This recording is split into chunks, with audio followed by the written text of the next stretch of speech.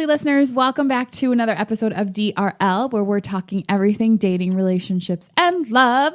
So I'm actually out here in Minneapolis because I just had this moment where I was like, I just need a break from New York. So I literally booked a ticket for like the next day because I don't know, like sometimes you're just in the city and it just feels like, I don't know, like you're not really doing anything, but you are. But it's just like, it's just so much sometimes. And there's just so much going on. And I really was just like, look, I just want to go home and sit in my old room for a while. So I'm in Minneapolis this week, just kind of like chilling in my old room, hanging with my high school and junior high friends and just kicking it. Like I really just needed this. Like I didn't even need like a vacation on the beach with my friends. That's my usual go-to. I really just needed to, I don't know, be home and like look in my parents' fridge. There's something about your parents' fridge that's different than any other fridge. Like there seems to always be something to eat. Like you can put any combination of things together and there's something to eat. Where it's like in my apartment, like they're literally, you might, if I don't go to the grocery store for a week, like there's just nothing to eat. Like it's a seamless day. Yeah. And the thing about parents is, you know, you can trust it. I didn't even introduce you yet, Anthony. Well, here I am. So today with me, I have Anthony, who happens to be my college ex. I just realized the irony. I'm with my ex to talk about my ex.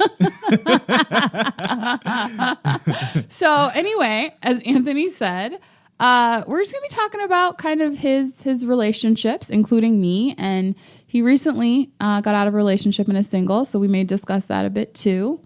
How you doing, Ant? Good. I did not know we were talking about you, though. Oh, is that, you do not want to talk about me? No, we're fine. Oh, okay. I have mostly good things to say. Oh my God. Okay. And go. So Ant and I dated for the last couple years that I was in college. And I have to tell you guys an amazing story about Anthony. You know, I will forever love you because of this. Which story is this one? Because of like how we met and the circumstances in which we met. I was just thinking about that. I was on the phone with you and I was like, she still sounds the same. Yeah.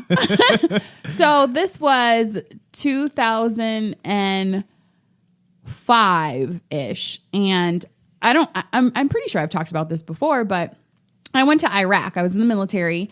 And I ended up getting deployed, and this was my my sophomore year of college. And I was home for let me just rewind. So I get deployed. This is like September of 2005. We have to go to training down in Mississippi. We're down in training for like 3 or 4 months, and then I get to come back up for Christmas. And so I'm hanging out. This is Christmas now. I'm back in Minneapolis. I'm hanging out with just a couple friends from like high school and junior high, and everybody that knows me well in my childhood knows that I love a good prank call. Like, so if you're being pranked, it is most likely me, and I'm good. Like, you'll never know. So anyway. Oh, so this is a 2-part story. This is a 2-part story, yes. So that night, I was with Ada and Janae, and we were over at Janae's house, and I was just like, let's like prank somebody because that's my go-to. Like, I'm bored. Let's prank somebody. And so Ada was like, oh, how about this dude, Anthony? And so at the time, I don't think I knew who you were, but I did. But I'll get to that part. So we prank call you. And I don't even remember the prank or what I said. Oh, you don't remember? It was one of the cruelest pranks ever. What was it?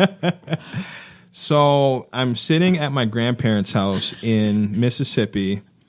And mind it's like 10 o'clock at night, but the subject matter of the conversation just like it threw me off so much that I didn't put anything into context. So I get a call saying, "Hi, this is Lisa from Planned Parenthood."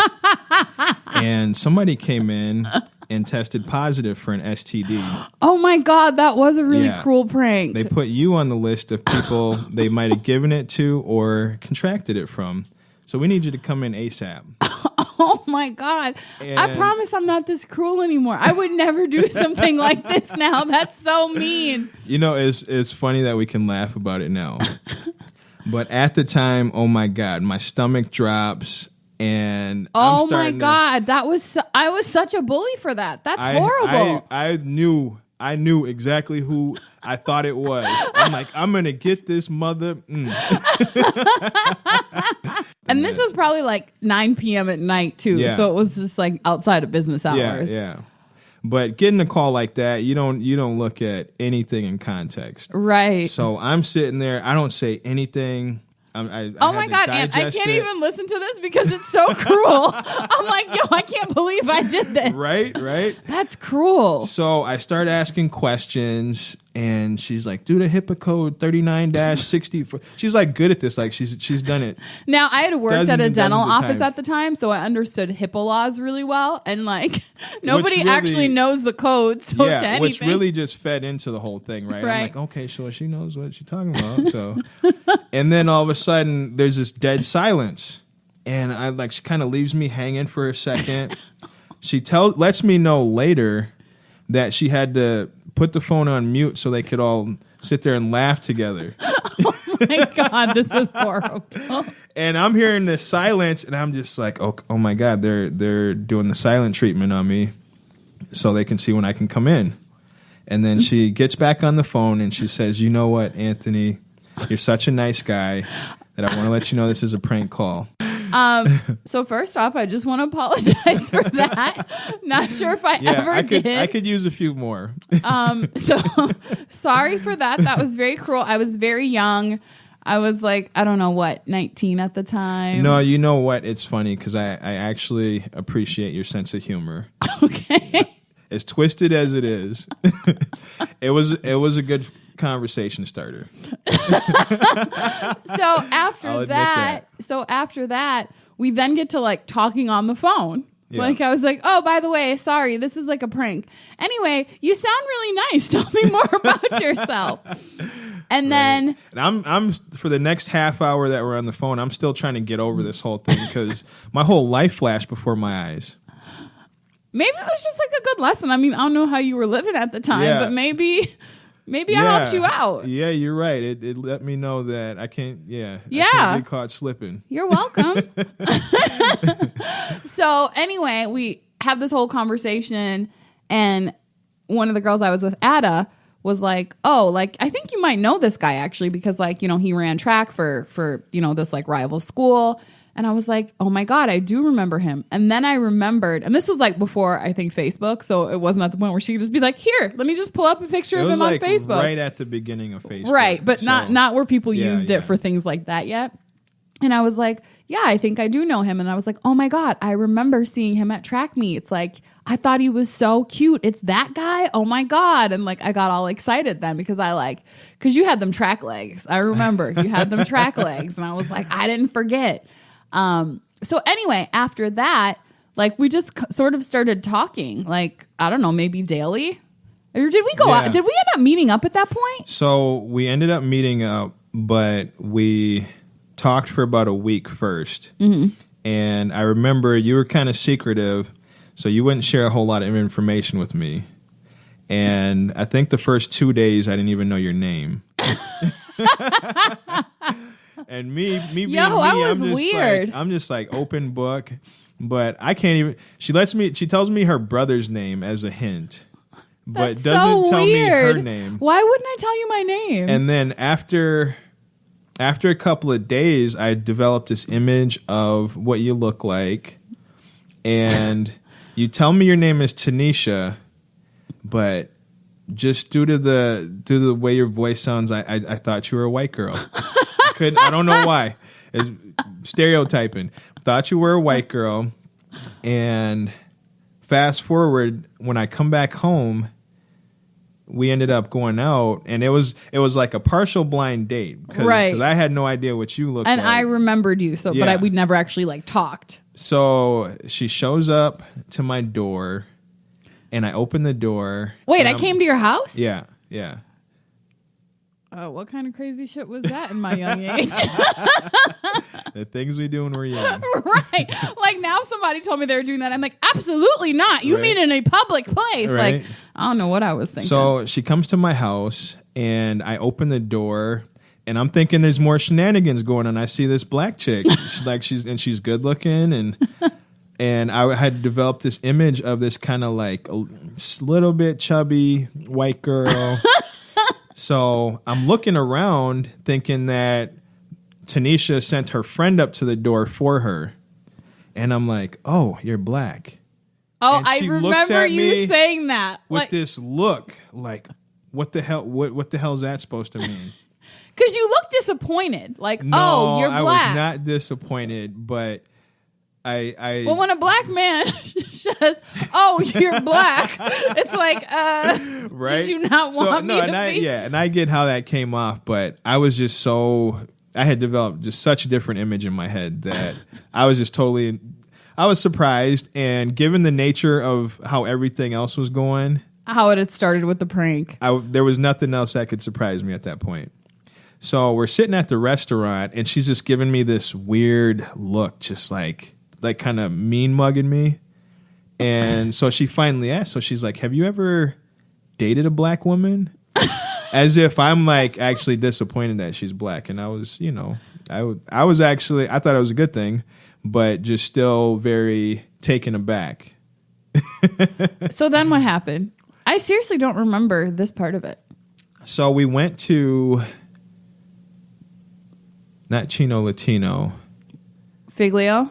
Filios. Yeah. Is it Filios or Figlios? Well, there's a G in it. Yeah, I say the G, is, but right? yeah, that Italian place Yeah. with the goat cheese ravioli. Yeah, which doesn't exist any longer. I know. I'm pissed. So we go to Filios, and we're sitting here just for like a half hour, and it's just like hella awkward.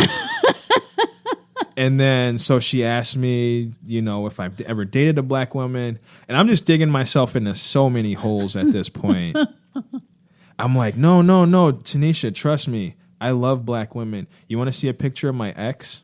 I remember you saying that. I'm like, She's like, no. I want to see a fucking picture. Right. So it was, that was a heck of a night. So how did it end? I've been to war. My memory's a little shot sometimes. Yeah. I remember I got into it with the bartender or the server about... At Filio? Yeah. About saying something about you going off to war.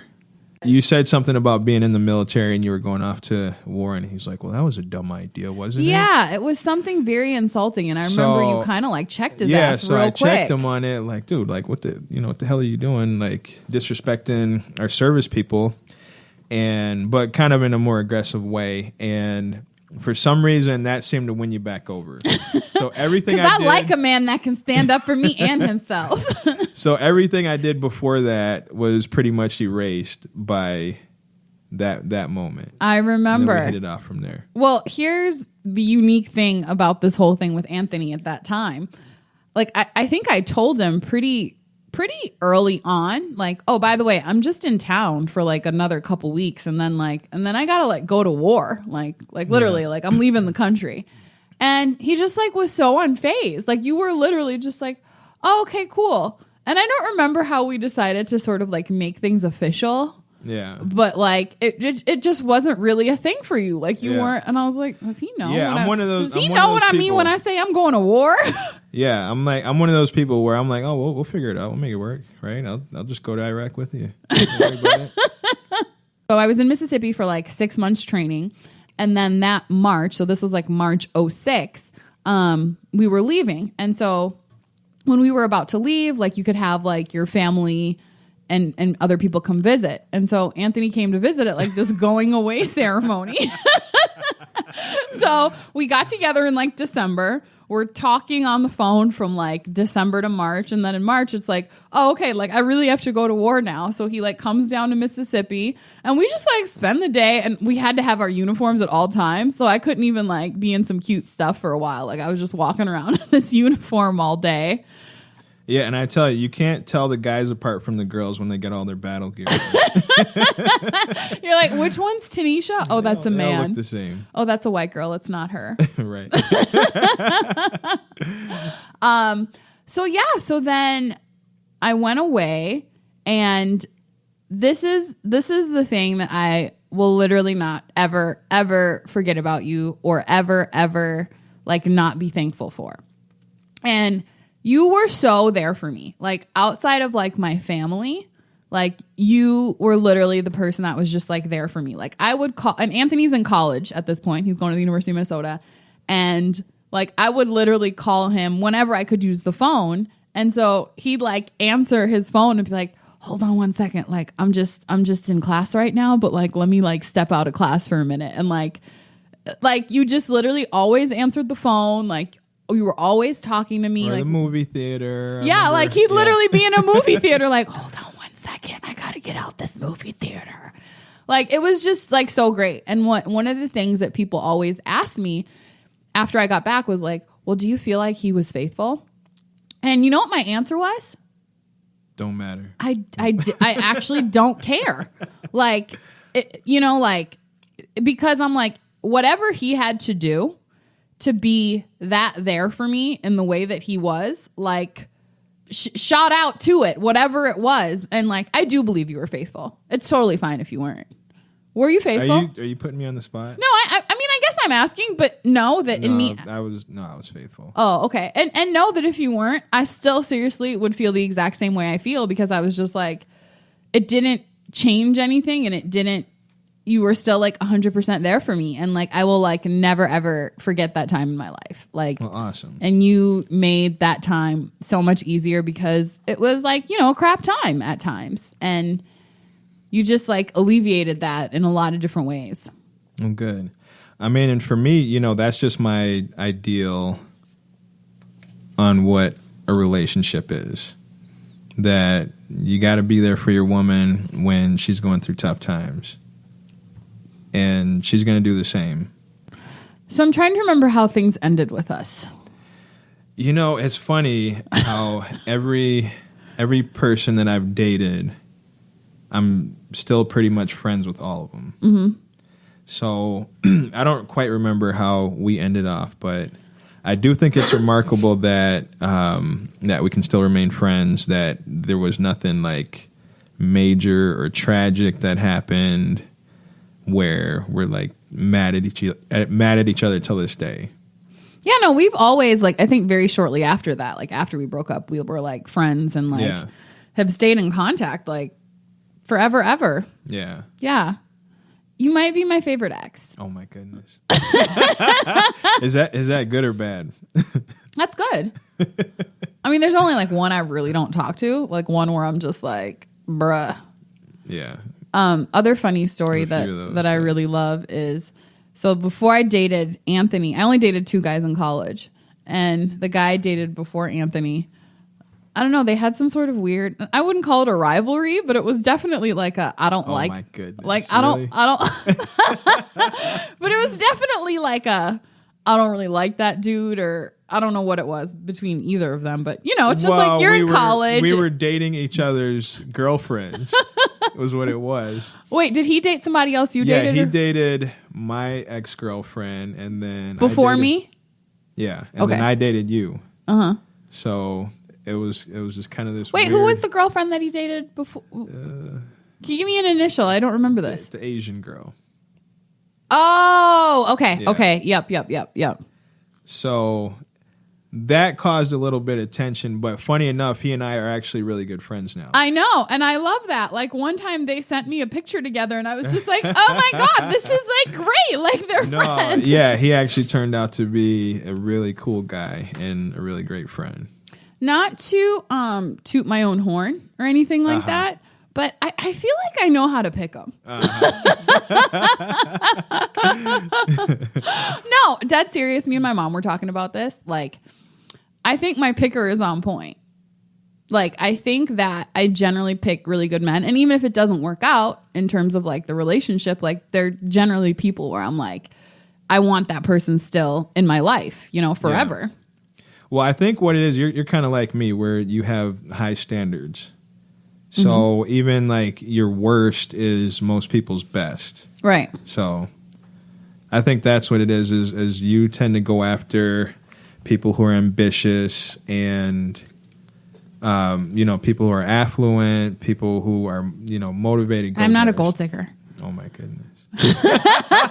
What am I? Because I was going to say, that's what my ideal woman is.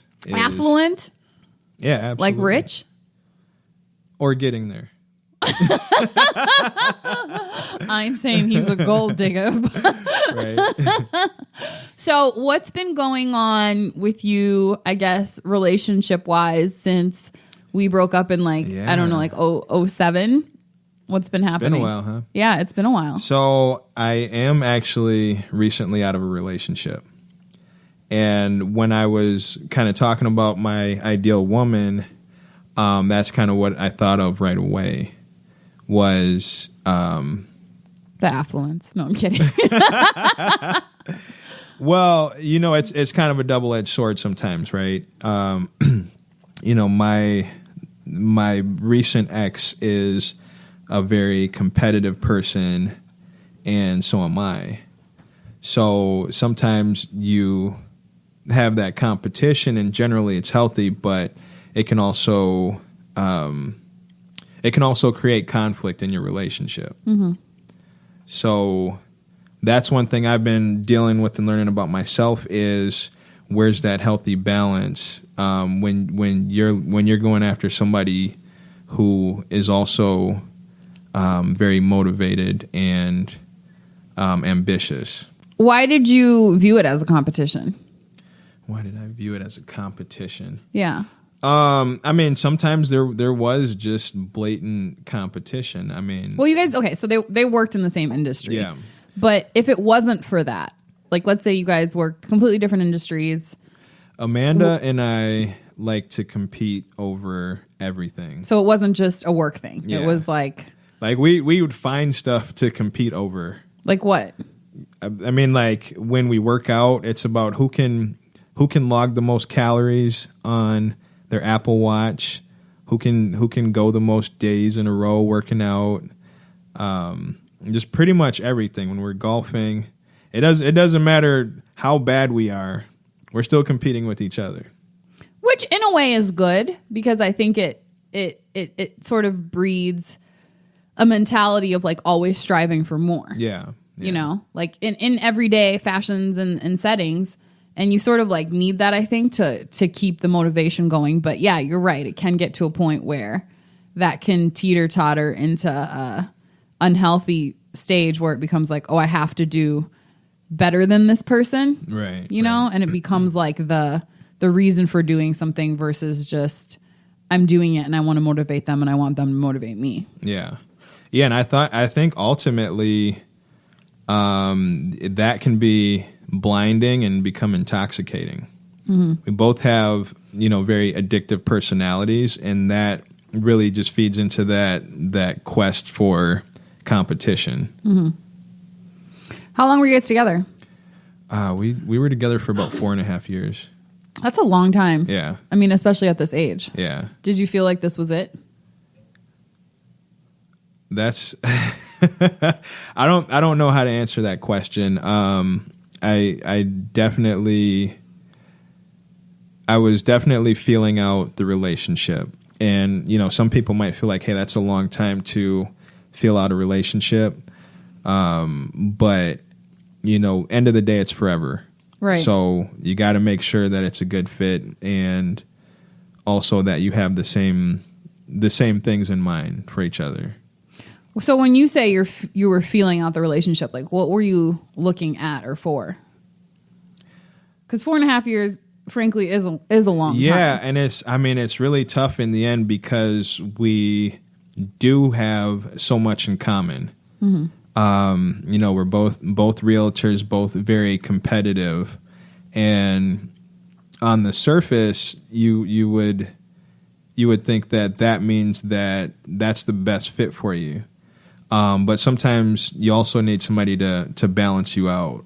And I think that's probably what was missing with our relationship, was having that balance. So you guys were like too much alike. Yeah, too much of the same thing, too much of the extremes. Got it.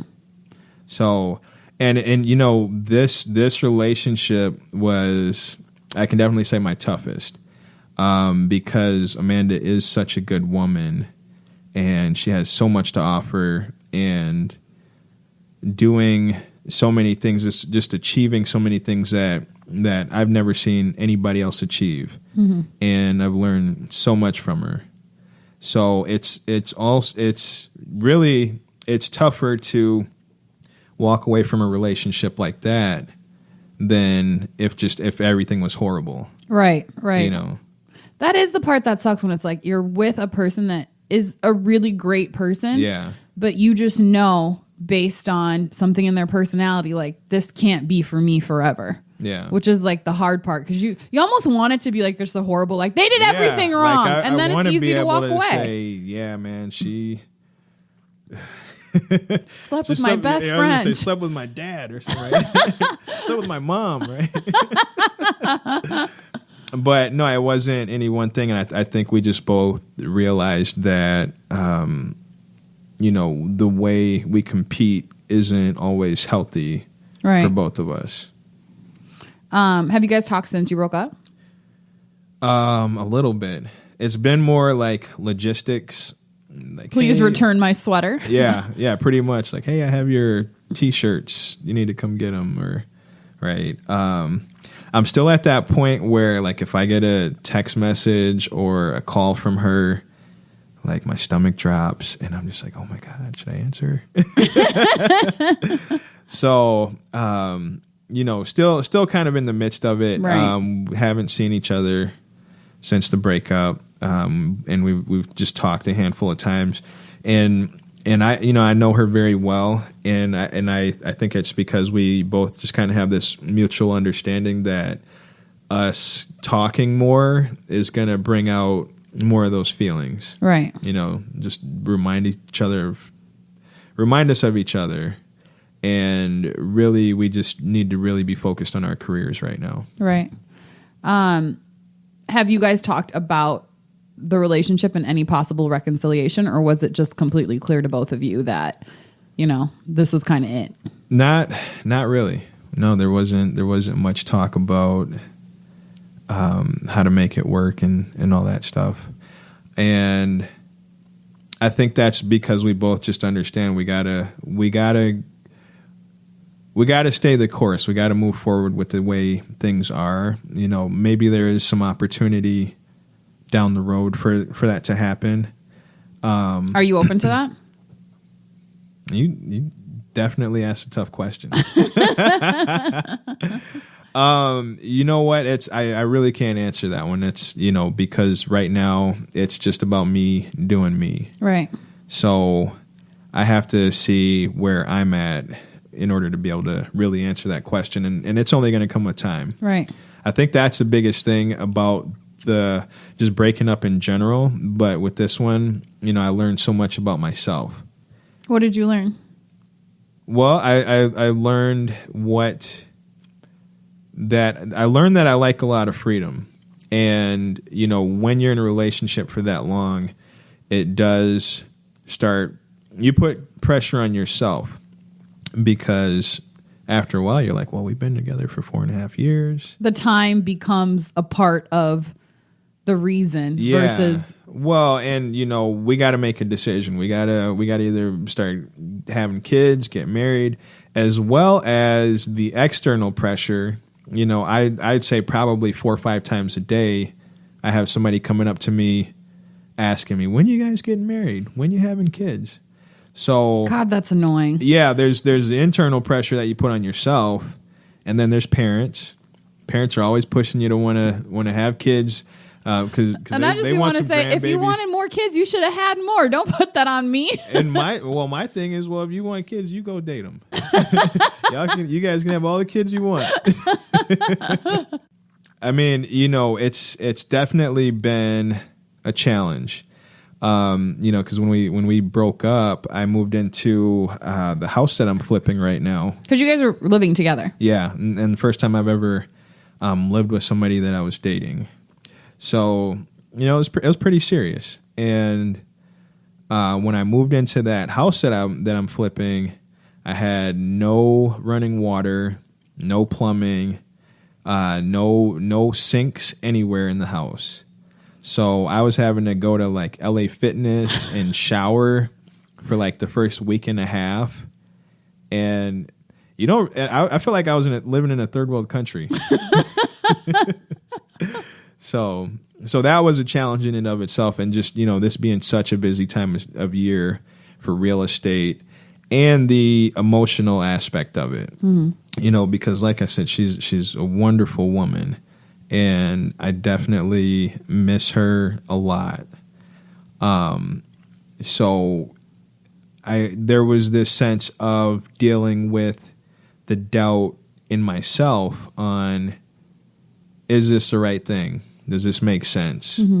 Like maybe we should go back and figure it out. There was that aspect as well to deal with. So how do you know it's the right thing? Well, on the surface you don't, but also I think you just got to trust it.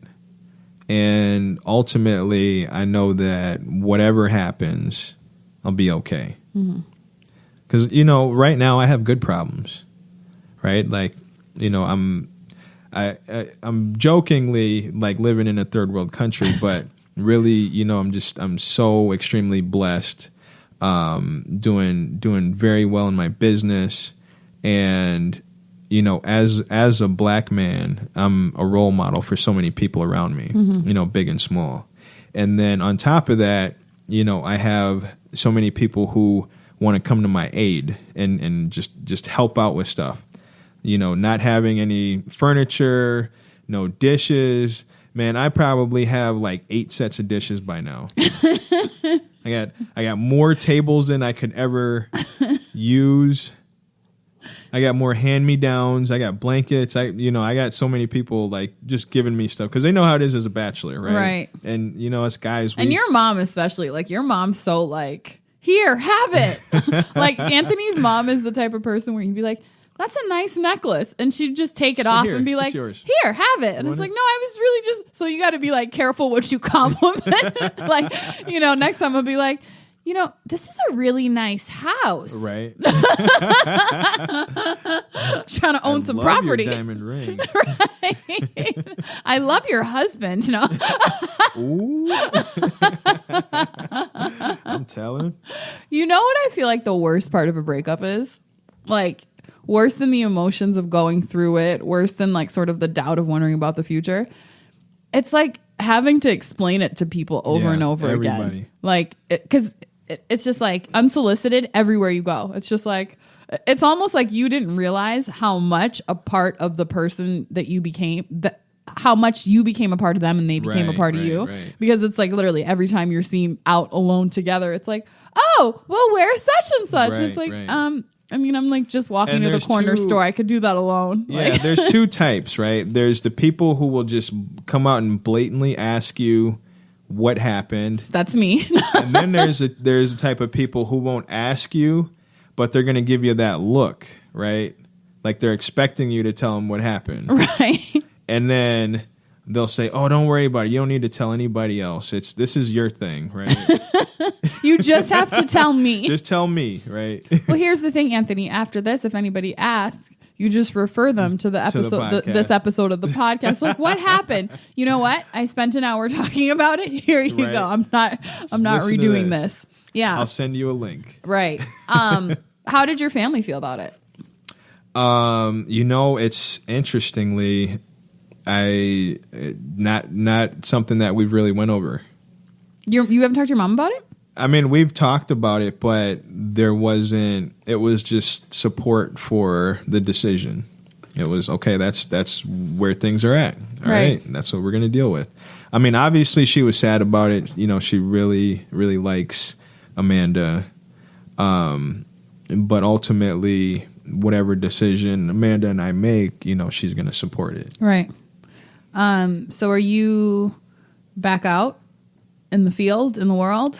That is the most tricky place to navigate when you're fresh out of a relationship, because there's 2 times when women really go after you. The one is when you first start dating somebody. They can sense it. Yeah. You got that new girlfriend smell. And then, right. I like that. We sell that at the car wash. And the second time is when you're fresh out of a relationship. Like I feel like people can really sense it. You know, I'll be walking around and just get hit on like I've never been hit on before.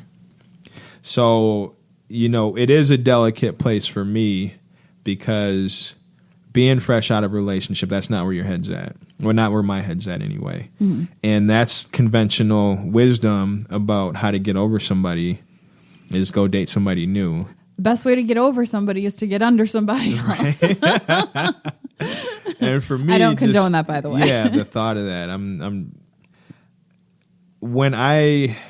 When we broke up and I thought about dating somebody new, it wasn't like an exciting thought, right?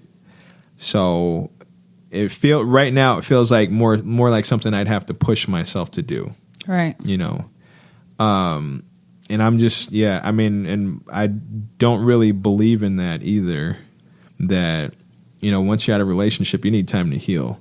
Otherwise, you're going to bring your baggage over to the next person. Absolutely. So it's not really on my radar, although, like I said, just with the current atmosphere, they're like coming out of the woodwork. So I am having to tell people a lot, hey, you know, I'm just not at a place in my life right now where, you know, it makes sense to like jump into a new relationship. Right. And that works both ways. That works for, you know, just people that I might be, you know, sincerely interested in, but it's an easy excuse for them people that I'm like, I wasn't interested anyway. It's just tough right now. And we're kind of like when you're at a corporate job, we're downsizing and, you know, we're going in a different direction. And it's not you. It's just something we have to do me, as a company. You know, it's about the company's bottom line. It's about Anthony's bottom line. Right. So what do you feel like you really learned from this relationship? Like, what is the thing that you can definitively say in the next relationship, I'm going to do more of or less of? Yeah, there's a lot, but if I was to sum it up, I would say take care of me.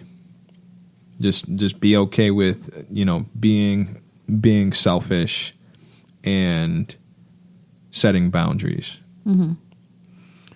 How were you not doing that before? I wouldn't say that I wasn't doing it, but I would say that, you know, at the next stage of, you know, let's say if Amanda and I stayed together, the next stage would be having kids. And at that point, the kids come first. So you don't really have any time to be selfish at that point. So enjoy, you know, I want to enjoy it while I can, because once you have kids, that's a lifelong commitment, and they're always number one. So are you saying that you were more so focused on the relationship as a partnership more so than like Anthony as an individual? Is that kind of what you mean when you say more selfish? I think that is a good way to say it. Yeah.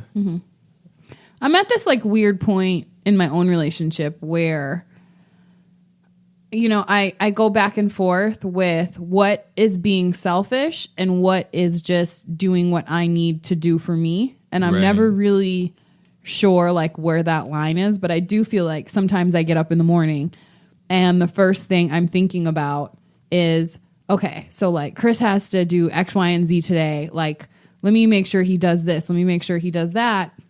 And it puts a lot of stress on myself. And it's nothing that he's putting on me. Right. But it's definitely like things that I'm putting on myself. And I don't know sort of like when my mindset began to shift towards that. And the interesting thing about that is sometimes you'll even develop resentment towards the other person when they didn't ask you to do anything. And they're kind of looking at you like, what the hell's the problem? And you're like, you make me do everything. And they're like, I didn't ask you for... Right. And but somehow in your mind, once you've started doing something and it becomes a routine, you start to see it as like your job. Right. And then you do get resentful where it's like, And here I am doing this hard job all the time that Right. no one asked me to do, but Right. it's still my job, and I'm just sick of it. And I think that I've sort of gotten to that point, and I'm trying to, especially in this time where I'm like in Minnesota and we're like, you know, not together. I mean, like not in the same space, like just trying to get back to, I think, more of me, and like, you know, because the thing is, the most successful relationships are the ones where people are individually very healthy. Right. You know what I'm saying? Yeah. Like, and they're really focused on like themselves, and like if you're just whole, like your relationship is going to be whole, because then it's like two whole people coming together. Right, But right. if you're not really like taking care of yourself, then there's no way that you can actually give that thing that you think Yeah. you're giving to another person. Yeah, and you pass that. What's the word for it? I would call it an insecurity. You pass that insecurity on to the other person. Right. I didn't, for some reason, I guess I'd always thought of that as maybe something more so women do than men. But so it's interesting to hear that like men do actually feel that way as well. Yeah. Because I tend to think of women as like, you know, women kind of feel like they have to like do it all. Yeah. And did you feel like that at times? Like you were? I think both parties always feel like that. They always feel like, hey, I'm the one doing everything. They don't care about me. They don't care about how I feel. They don't care about my emotions, right? So I think it goes both ways, but just that men and women, you know, probably sometimes it plays out differently. Mm-hmm. How did it play out for you? Like, what were you doing? What was it? What became sort of like your job, if you will, that your unsolicited job?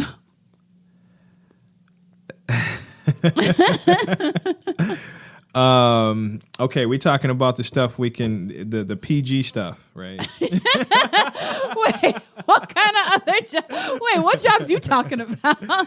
Hey, for another conversation.